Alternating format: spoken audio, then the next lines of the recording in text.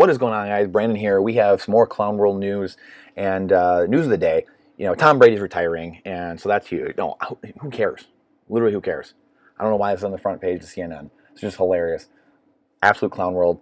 But we do have some Joe Biden news, more Clown World, which, I do think this is really fascinating because, I've been thinking of this a little bit wrong in a way. And what I mean is, Joe Biden, a lot of people don't even believe what's going on, right? They don't even care, right? There's this two-tier justice system that people don't even care what's happening.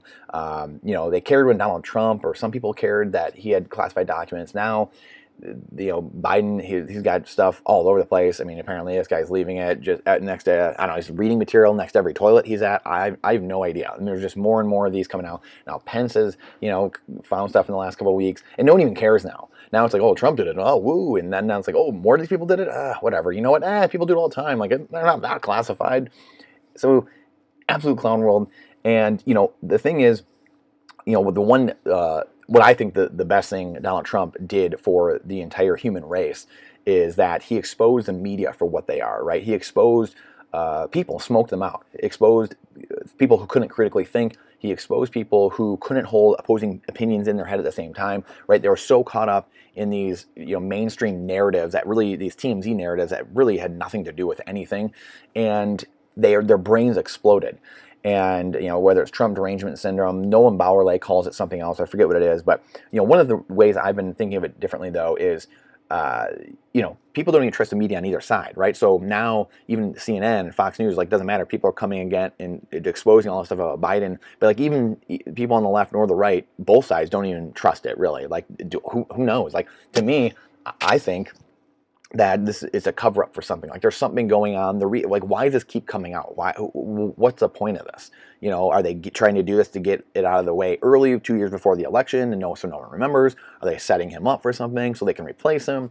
Are they trying to distract from something in Ukraine, like right here, F-16 fighter jets, which I think is the most interesting line in all of this here. So Ukraine escalates public pressure over F-16s.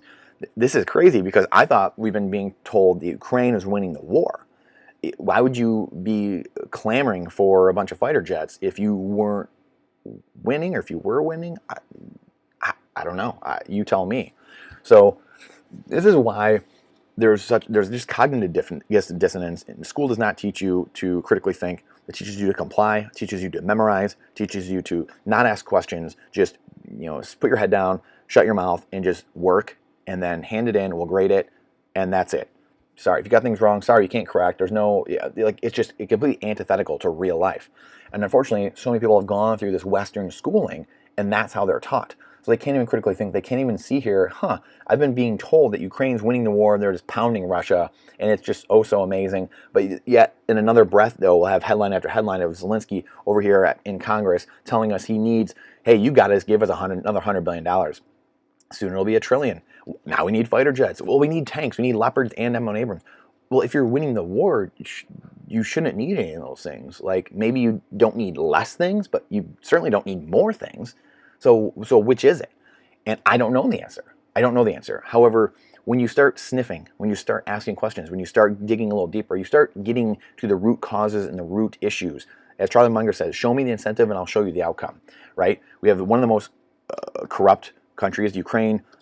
Zelensky, a puppet we put in there. Russia, same kind of thing. I mean, you have these corrupt countries battling each other, or the proxy for it.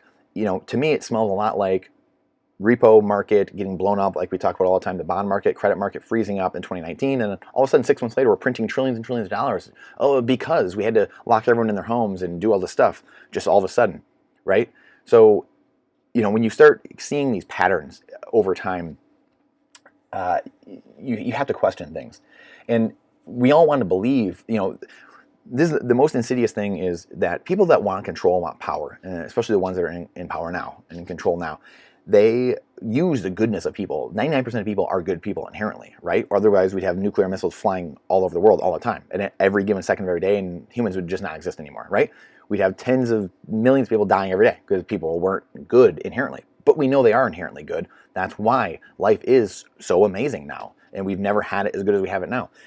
However, they use that to their advantage and just put out whatever they want, and they just you know what? People are just going to eat this up. Well, because a reputable source, or because a source that's been around for 10 years, 50 years, 100 years, said it, it must be true. Because Walter Cronkite said it. Because Tucker Carlson said it. Because Joe Biden said it. People will believe it. This Jonathan Gruber, going back to lack of transparency, is a great political tool. And, call it the stupidity of the American voter. We just knew we needed to jam it through, not really let them see what was going on. And no one will really ask questions. And then boom, we got it through, and cool. It doesn't matter now. Truth can come out now.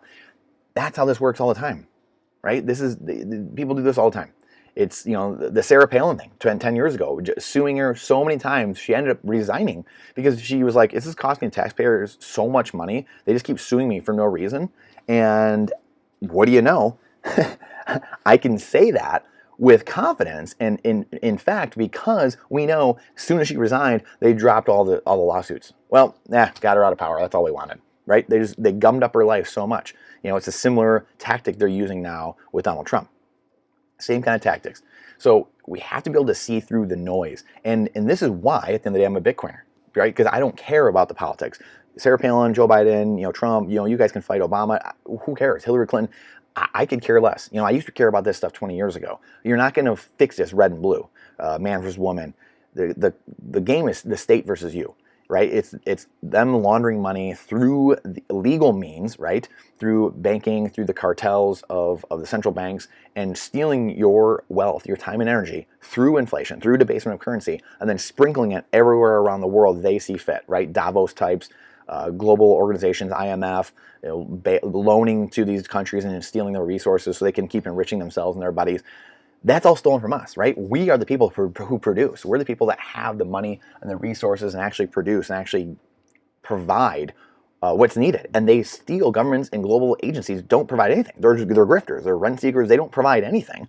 All they do is fly around in private jets paid for by us, and then go there and pontificate and tell us how we need to have social credit scores, and we need to have things that control us and monitor our brainwaves and monitor our driving and monitor where we can go and how far we can go outside of our home. Absolute clown world. Absolute clown world. And it starts because of little headlines like this.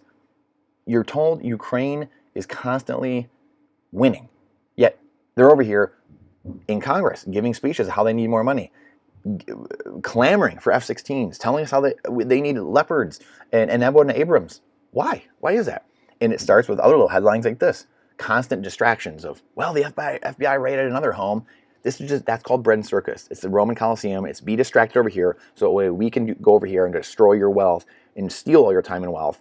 And you guys just sit here in a little pod, don't ask questions, and we're going to suck all that energy from you. That's it. End of story. That's the end of the story right there. Period. Done. That blows people's minds. That literally right there blows people's minds. They don't want to believe it. Until we start believing it, 5, 10, 15, 20% of the population believes it and starts understanding, oh my gosh, this game is being played on us. As Henry Ford said, it's well enough people don't understand the monetary system, because if they did, there would be revolution in the morning. This is why I have a hard time, really talking to other real estate guys or life insurance gals or people that work in these other industries, because they just see this fiat world like, how can I get another sale? How can I do another thing? When the problems are here are so big, they're just in this little hamster wheel down here. And really, at the end of the day, they're having this little impact when up here the battle is being fought way up here.